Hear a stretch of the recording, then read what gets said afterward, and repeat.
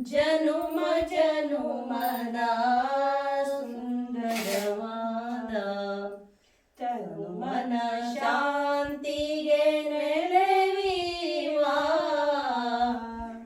ಘನತರವಾದ ಮುಕ್ತಿಯ ಕೊಡುವ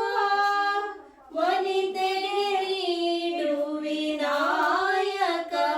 ದೇವ ಬೇಡುವೆ ದೇವ ನೀಡು ನೀಡುವ ಈ ಲೋಕದ ಸುಖ ಎಲ್ಲವ ಭೋಗಿಸಿ ನಿಸಾರವು ಎಂಬುದ ತಿಳಿಸಿ ಜೀವನದ ಗುರಿಯನ್ನು ನಾ ಸಾಧಿಸಿ